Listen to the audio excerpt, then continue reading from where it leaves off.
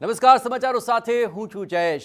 દિલ્હીમાં palette gun પર FIR મુદ્દે રાજનીતિ ગરમાઈ રહી છે, જ્યાં ડીસીપી ઓફિસની બહાર રાહુલ અને પ્રિયંકા ગાંધી સહિત કોંગ્રેસના નેતાઓએ ધરણા કર્યા છે। રાહુલ ગાંધી એફઆઈઆર નોંધવાની માંગ પર અડગ છે। એફઆઈઆર નહીં થાય ત્યાં સુધી અહીંથી નહીં હટીએ। અહીં સંવિધાન અને અધિકારને કચડવાનો પ્રયાસ થયો હોવાનો રાહુલ ગાંધીએ આરોપ લગાવ્યો। ઘાયલ વિદ્યાર્થીની આંખને જોખમ છે।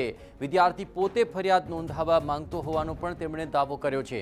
ફરિયાદ નહીં નોંધાય ત્યાં સુધી ધરણા યથાવત રાખવા માટે ચીમકી ઉચ્ચારી છે। ધરણાના સ્થળ પર મોટી સંખ્યામાં કોંગ્રેસના કાર્યકર્તાઓ પણ ઉમટ્યા હતા।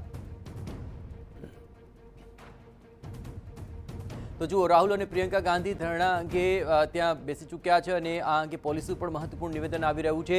20 જુલાઈની ઘટનાની ફરિયાદ દાખલ થયેલી છે તેવું દિલ્હી પોલીસ કહી રહી છે। સુપ્રીમ કોર્ટે કમિટી બનાવીને તપાસ ચાલુ કરી હોવાનું પણ પોલીસનું નિવેદન છે। તપાસ ચાલુ હોવા છતાં ફરિયાદ નોંધવાનું કહી રહ્યા છે રાહુલ। અત્રે મહત્વપૂર્ણ છે કે 20મી જુલાઈએ સીજેપીના આંદોલન સમયે વિદ્યાર્થીઓ પર પેલેટ ગન અને હિંસા સહિતના મુદ્દાઓ અંગે રાહુલ ગાંધી સતત તપાસની માંગ કરી રહ્યા છે અને હાલ રાહુલ અને પ્રિયંકા ગાંધી બંને પીડિત વિદ્યાર્થીના સમર્થનમાં ફરિયાદ નોંધવા માટે ધરણા પર બેઠ્યા છે। જોકે જંતર મંતર પ્રદર્શનની તપાસ માટે સુપ્રીમ કોર્ટે હાઈ લેવલ કમિટીની રચના કરેલી જ છે, જેમાં પોલીસ કાર્યવાહી, હિંસા, પેલેટ ગન અને વળતર અંગે આકલન કરવામાં આવશે। ત્યારે આ તરફ રાહુલ ગાંધી સમગ્ર મામલે જ્યાં સુધી ફરિયાદ ન નોંધાય ત્યાં સુધી પરત નહીં ફરે તેવી માંગ પર અડગ છે।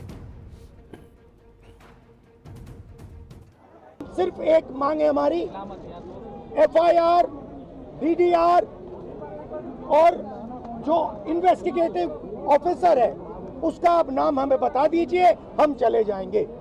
हम सिर्फ इस परिवार के लिए न्याय मांग रहे हैं।